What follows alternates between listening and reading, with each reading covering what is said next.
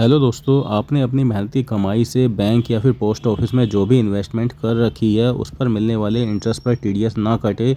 इससे बचने के लिए इनकम टैक्स डिपार्टमेंट ने फॉर्म नंबर 121 निकाला है। इस फॉर्म को भरकर आप जो भी आपकी इन्वेस्टमेंट है उस पर मिलने वाले इंटरेस्ट पर टीडीएस कटने से बचा सकते हैं। तो इस फॉर्म नंबर 121 को जो इनकम टैक्स डिपार्टमेंट ने अभी नया जारी किया है, इसे कैसे भरना है ये हम आपको इस वीडियो में बताने वाले हैं। पहले इन्वेस्टमेंट पर टीडीएस कटने के लिए अलग अलग फॉर्म भरे जाते थे। फॉर्म 15H जो कि सीनियर सिटीजन के लिए भरा जाता था और फॉर्म 15G जो कि 60 साल से कम की उम्र के व्यक्ति उनके लिए भरा जाता था। अब इनकम टैक्स डिपार्टमेंट ने इन दोनों फॉर्मों को कॉमन कर दिया है, जो कि है अब फॉर्म नंबर 121 है। ये सीनियर सिटीजन और जो 60 साल से कम के व्यक्ति हैं उन सब के लिए ये कॉमन एक फॉर्म आपको भरना होगा इन्वेस्टमेंट पर टीडीएस कटने से बचने के लिए। चलिए अब हम आपको बता देते हैं कि आपको फॉर्म नंबर 121 कैसे भरना है। जैसे कि आप वीडियो में देख रहे होंगे, ये है फॉर्म नंबर 121 जो कि इनकम टैक्स डिपार्टमेंट ने अभी नया लॉन्च किया है। सबसे पहले मैं आपको ये फॉर्म नंबर 121 ग्लांस करवा देता हूँ। तो जैसे कि आप देख रहे हैं, ये पार्ट ए है फॉर्म नंबर 121 का।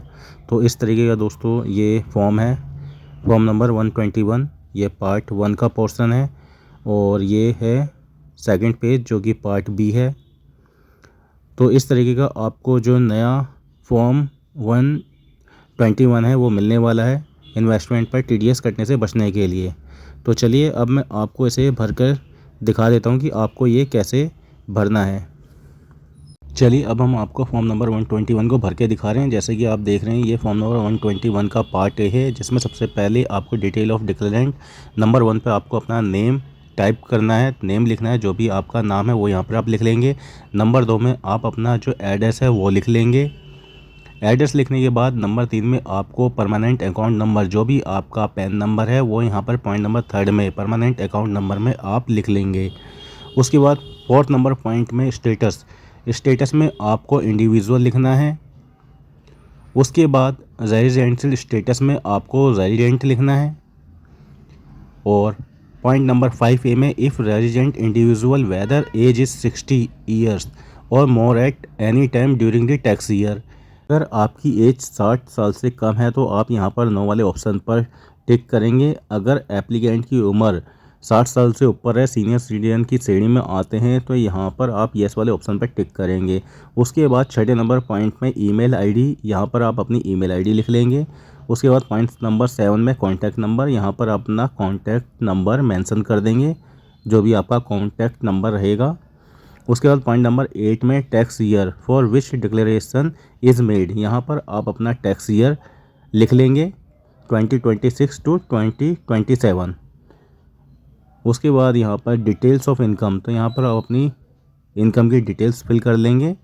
इसके बाद डिटेल ऑफ इनकम में जो पॉइंट नंबर 9 है नेचर ऑफ इनकम, यहाँ पर आपकी जो इन्वेस्टमेंट का नेचर है लाइक एफडी आरडी, वो यहाँ पर आप मेंशन कर लेंगे। जिस भी सोर्स से आपका इंटरेस्ट आ रहा है, एफडी आरडी वगैरह जो भी आपका यहाँ पे टाइप कर लेंगे। उसके बाद point number 10 estimated income for which declaration is made, जो भी आपकी एस्टिमेटेड इंटरेस्ट की जो इनकम है, जो भी आपका इंटरेस्ट आ रहा है वो यहाँ पर टोटल मेंशन कर लेंगे।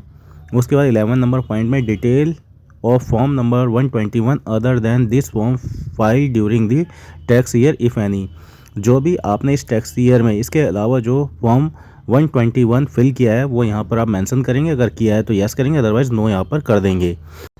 अब इसके बाद पॉइंट नंबर 11A में total number of form number 121 filed earlier, इससे पहले हमने कितने फॉर्म नंबर 121 भरे हैं वो यहाँ पर आप मेंशन करेंगे। जैसे कि आप देख रहे हैं पॉइंट नंबर 11 में हमने नो किया है, हमने इससे पहले फॉर्म 121 फाइल नहीं किया है, तो यहाँ पर हम 0 कर देंगे। अगर ऊपर वाले पॉइंट नंबर 11 में आप यस करते हैं तो यहाँ पर आपने जितने भी फॉर्म 121 अप्लाई करें उसकी यहाँ पर आप क्वांटिटी डाल देंगे, चाहे आपने 1 किया है 2 किया है। अगर नहीं किया है तो यहाँ पर आप 0 लिख देंगे। उसके बाद 11B में aggregative amount of income for which form number 121 were field, तो जो भी आपने फाइल्ड किए थे फॉर्म 121, इसके अलावा उसकी जो भी टोटल इन्वेस्टमेंट की इंटरेस्ट इनकम है वो यहाँ पर आप मेंशन करेंगे।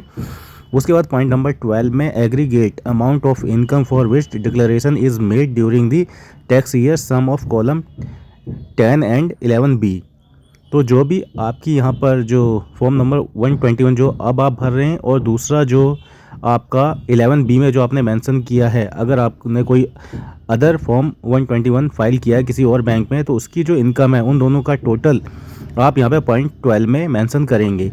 जैसे कि हमने फॉर्म नंबर 121 किसी और बैंक में अप्लाई नहीं किया है, तो यहाँ पर हम खाली जो पॉइंट नंबर 10 में हमारी इंटरेस्ट की इनकम थी वो यहाँ पर मेंशन कर देंगे। उसके बाद पॉइंट नंबर 13 में estimated total income for the tax year including the income mention in column 12। तो आपकी जो भी इनकम की सोर्स है, लाइक बिजनेस है या फिर आप जॉब करते हैं, उसकी जो भी इनकम है वो प्लस इंटरेस्ट की जो इनकम है, उन दोनों को टोटल कर कर यहाँ पर आप टाइप कर लेंगे, लिख लेंगे।